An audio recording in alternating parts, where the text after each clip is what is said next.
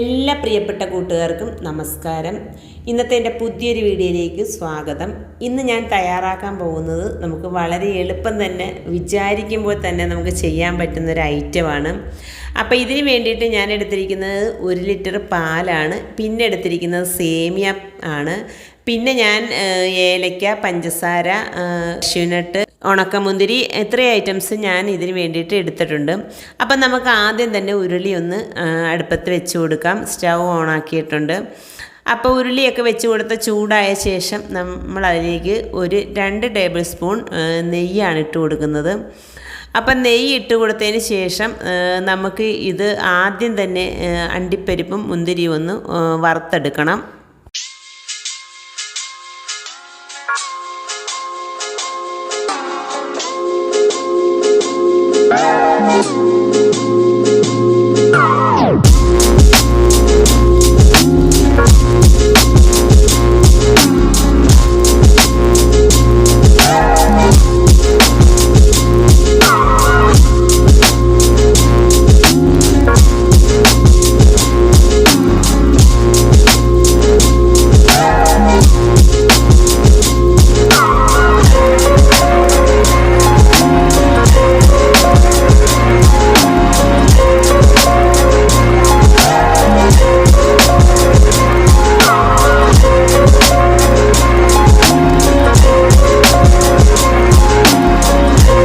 നമ്മൾ അണ്ടിപ്പരിപ്പും മുന്തിരിയൊക്കെ നന്നായിട്ട് വറുത്ത് കോരിയിട്ടുണ്ട്.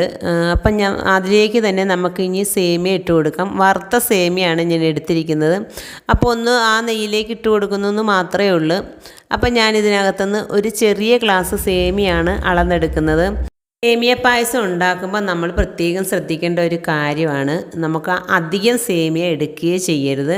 എടുത്താൽ അങ്ങ് കുറുകി അങ്ങ് അപ്പം പോലെ ആയിപ്പോവും. അപ്പോൾ അതിന് വേണ്ടിയിട്ട് നമുക്ക് ഏകദേശം കുറച്ച് സേമിയ ആണെങ്കിലും നമുക്ക് നന്നായിട്ട് സേമിയ പായസം ഉണ്ടാക്കാൻ പറ്റും.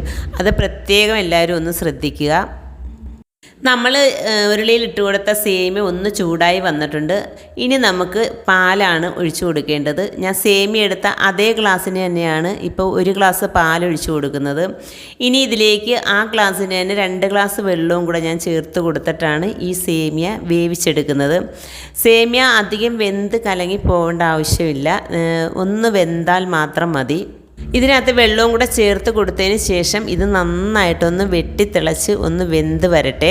വേകുന്നത് വരെ നമ്മൾ അതുവരെയും ഒന്ന് കൈ എടുക്കാതെ ഒന്ന് ഇളക്കിക്കൊണ്ടിരിക്കണം. അല്ലെങ്കിൽ നമ്മുടെ സേമിയ അടിയിൽ പിടിച്ച് കരിഞ്ഞു പോകാൻ സാധ്യതയുണ്ട്. അപ്പോൾ നമ്മൾ അതുവരെ ഒന്ന് ഇളക്കിക്കൊണ്ടിരിക്കുക. ഇപ്പം നമ്മൾ ഒഴിച്ചു കൊടുത്ത വെള്ളം ഏകദേശം പറ്റിയിട്ടുണ്ട്. സേമിയയും നല്ലോണം വെന്തിട്ടുണ്ട്. ഇനി നമുക്കിതിലേക്ക് ആവശ്യം ബാക്കി പാലും കൂടെ നമ്മൾ ആദ്യം 1 ഗ്ലാസ് പാല് മാത്രമേ ഇതിൽ ചേർത്ത് കൊടുത്തിട്ടുള്ളൂ. 1/2 ലിറ്റർ പാലാണ് ഈ കുപ്പിയിലുള്ളത്. അപ്പോൾ നമുക്കിനി ബാക്കി ആ പാല് മുഴുവനും കൂടെ ഞാൻ ഒഴിച്ചു കൊടുക്കുകയാണ്. പാലും കൂടെ ഒഴിച്ചു കൊടുത്തതിന് ശേഷം നമുക്കിനി വേണ്ടത് പഞ്ചസാരയാണ്. അപ്പോൾ പഞ്ചസാരയുടെ അളവ് ഞാൻ ആദ്യം സേമിയ അളന്ന 1 ഗ്ലാസ് പഞ്ചസാര തന്നെ നമ്മുടെ ഈ ഒരു ചെറിയ കപ്പിൽ കൊള്ളും. അപ്പോൾ ഞാൻ ആദ്യം ഈ 1 കപ്പ് പഞ്ചസാരയാണ് ചേർത്ത് കൊടുക്കുന്നത്. ഈ പഞ്ചസാരയും കൂടെ ചേർത്ത് കൊടുത്തതിന് ശേഷം ഈ പാലും പഞ്ചസാരയും കൂടെ നമുക്ക് ഒന്നുകൂടെ തിളപ്പിച്ചെടുക്കണം. ഇത് ഒന്ന് തിളച്ച് വന്നതിന് ശേഷം നമുക്ക് ഇതിൻ്റെ മധുരം നോക്കിയതിന് ശേഷം വേണം നമുക്കിനി പഞ്ചസാര ചേർത്ത് കൊടുക്കാനായിട്ട്. നമുക്കിനി കുറച്ചുകൂടെ പാലിൻ്റെ ആവശ്യമുണ്ട്. ഇതൊന്ന് തിളച്ച് വന്നതിന് ശേഷം നമുക്ക് നോക്കാം എന്തോരം പാല് വേണമെന്ന്. അപ്പോൾ ആ പാലും കൂടെ ചേർത്ത് ഈ പാലും പഞ്ചസാരയും എല്ലാം കൂടെ ചേർത്ത് നന്നായിട്ട് ഇതൊന്ന് കൂടി തിളച്ച് വരട്ടെ.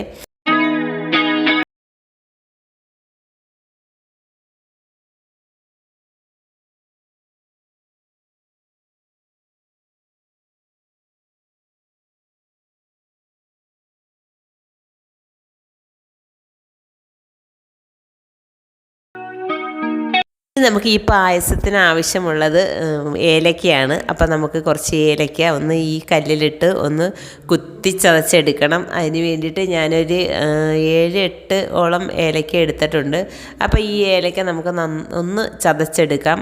അതിൻ്റെ കുരുവ് മാത്രമാണ് ഞാൻ സാധാരണ എടുക്കുന്നത്. ഇന്നിപ്പോൾ ഏലക്ക എന്തെങ്കിലും കുറവായതുകൊണ്ട് ഞാൻ ആ തൊലിയും കൂടെ ഇടുകയാണ്. ഇത് ഞാൻ കഴുകി ഉണക്കി വെച്ച ഏലക്കയാണ്.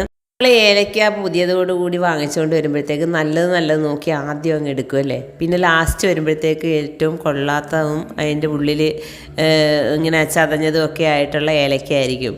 അതാണ് എനിക്കിപ്പോൾ ഉള്ളത്. ആ ഏലക്കയാണ് ഞാനിപ്പോൾ കുത്തിച്ചതച്ചെടുക്കുന്നത്.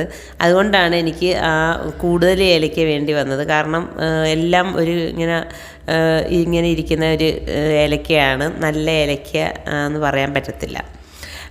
പിന്നെ ഞാനിനി ബാക്കി പഞ്ചസാരയും കൂടി ഇതിനകത്തേക്ക് ചേർത്ത് കൊടുക്കുകയാണ്. അപ്പം നമുക്ക് ആവശ്യം വന്നത് 1 ഗ്ലാസ് സേമിയയ്ക്ക് 3/4 ഗ്ലാസ് പഞ്ചസാരയും അതുപോലെ തന്നെ 3/4 ഗ്ലാസ് പാലും എനിക്ക് ഈ പായസത്തിന് വേണ്ടി വന്നു. അപ്പോൾ ഇതും കൂടെ ചേർത്ത് കൊടുത്തിട്ട് നമുക്ക് നന്നായിട്ടൊന്ന് തിളപ്പിച്ചെടുക്കാം. ഈ പഞ്ചസാരയുടെ അളവ് കറക്റ്റാണ്. കൂടുതലും ആകില്ല, കുറവുമാകില്ല. നമുക്ക് കുടിക്കാൻ പാകത്തിനുള്ള മധുരം ഉണ്ടാകും. ഇനി നമുക്ക് ഇതിനകത്തേക്ക് 1 ഗ്ലാസ് പാലും കൂടെ ചേർത്ത് കൊടുക്കണം.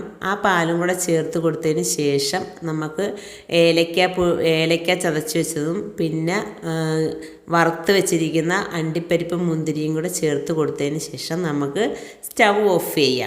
എപ്പോഴും നമ്മൾ എളുപ്പത്തിൽ തയ്യാറാക്കുന്ന ഒരു പായസമാണ് സേമിയ പായസം. അതുപോലെ തന്നെ ഞാനും ഇത് വേഗം തന്നെ തയ്യാറാക്കി എടുക്കാൻ എനിക്ക് പറ്റി. അപ്പോൾ എല്ലാവരും ഒന്ന് ലൈക്ക് ചെയ്യുക, സപ്പോർട്ട് ചെയ്യുക, വീഡിയോ മുഴുവനായിട്ടും കാണുക. അപ്പോൾ എല്ലാവർക്കും അടുത്തൊരു വീഡിയോ ആയിട്ട് വരുന്നത് വരെ നന്ദി, നമസ്കാരം.